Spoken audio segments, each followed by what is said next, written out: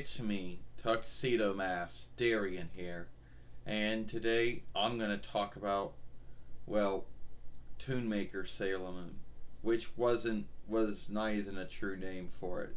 Was Siobhan Moon, but that wasn't even a true name for it. Believe it or not, the true name for it would have been, I don't know, Atlantic Renaissance Atlantic Entertainment Sailor Moon, which that would have been known as RAE. Well, first off, Atlantic is a Greek borrowed word or Hellenic borrowed word. I'm not sure what the English word would be, but I could tell you that renew, since Renaissance is a French borrowed word, I mean come back or renew, or come again.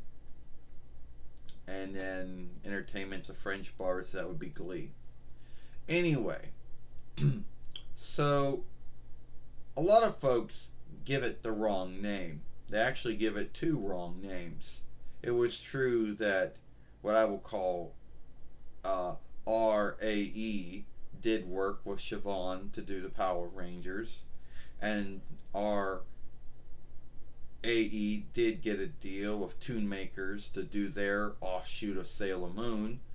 At the time, they felt that Sailor Moon was too much, was for girls, and they didn't know that at the time. That was their thought and belief early on. And then between 95 YL, some folks at at RAE shifted their mind and felt that there was something to Sailor Moon. But instead of getting a deal with Toei for the true Sailor Moon that Deke would get a true deal for, they went out and offshooted. But they didn't own anything they were offshooting of. So that was why they didn't see it a lot of day. Yeah, there was a saga and tale that started going around on the interweb a long time ago that both sides were bidding each other, and that the one side was worth too much, and that's why I went with the other side. Well, that may have been true, but keep in mind that would have been true. I think it was probably worth a lot to do a show that was half live work and half live drawing. Would have been worth a lot for any business to undertake, even if they got a deal for it or not. There were many things about this show that some let's have a clear my throat here. There were many things about the show that some folks wouldn't know. Like, yes, there was.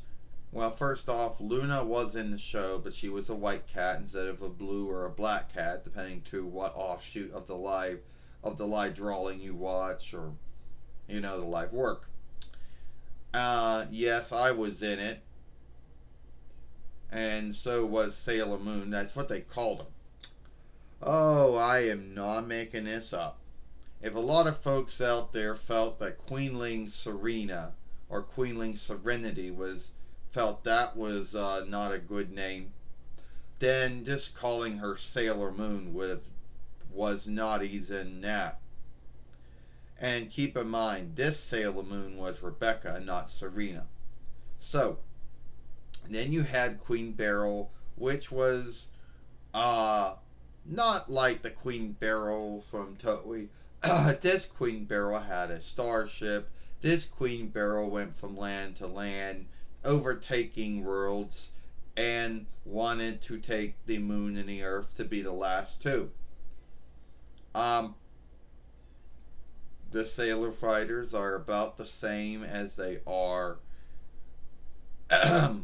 in the Deke one and the Cloverway one as well, and the Toei one, which all of them offshooted from. And a lot of folks out there who would bitch and whine and nag and scave the Deke offshoot and the Cloverway offshoot would be bitching, whining, and nagging and scaving the Toonmaker RAE offshoot, which wasn't a true offshoot since they didn't have the right to work with the stuff they were offshooting with. Now, a lot of folks wondered did did the folks at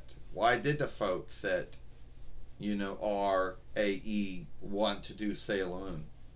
Why did folks at Pacific, why folks at Renaissance Pacific Entertainment or ARE wanted to do Sailor Moon?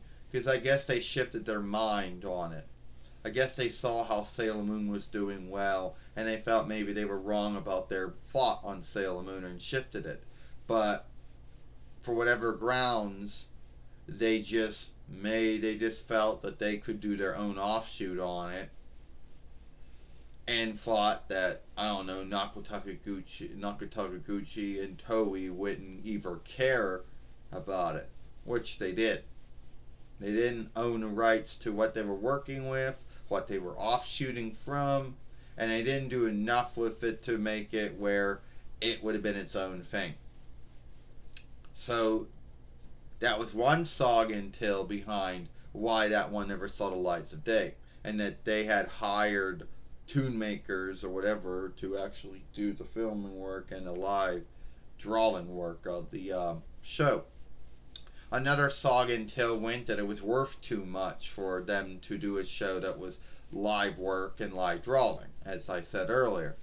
And one of those two has to be the truth.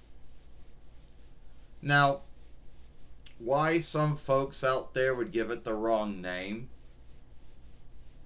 Well, before in this film, RAE worked with Siobhan for many years to work on the Power Rangers show.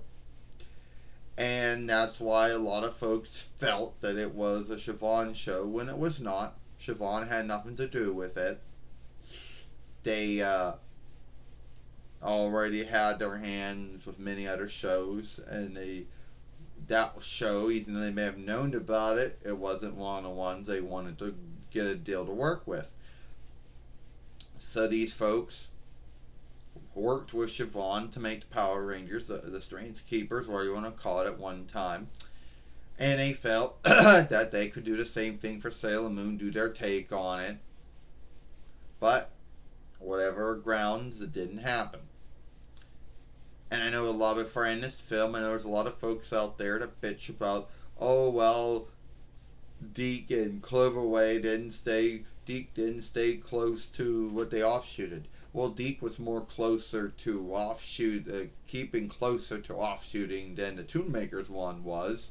The Toonmakers one took a lot of freedoms, which is true, but since they didn't get the right to work with what they were offshooting from, they could not do the show. And shifting the South Hood's name around wasn't enough. Shifting their names around wasn't enough. That didn't work. So at the end of the day, they didn't own what they were offshooting from. And that's why I believe that Toonmaker Sailor Moon, or whatever you want to call it, or the RAE Sailor Moon, never saw the light of day. Yes, if you go on YouTube, there are a lot of films of it, or at least just a chunk of the opening that they would show the Folkworks, hoping they would pick up the show. And that's about it. And some drawings here and there. If you can look them up on the interweb, they're there. So that's it. I'm Tuxedo Max Darian, and I hope you like this film.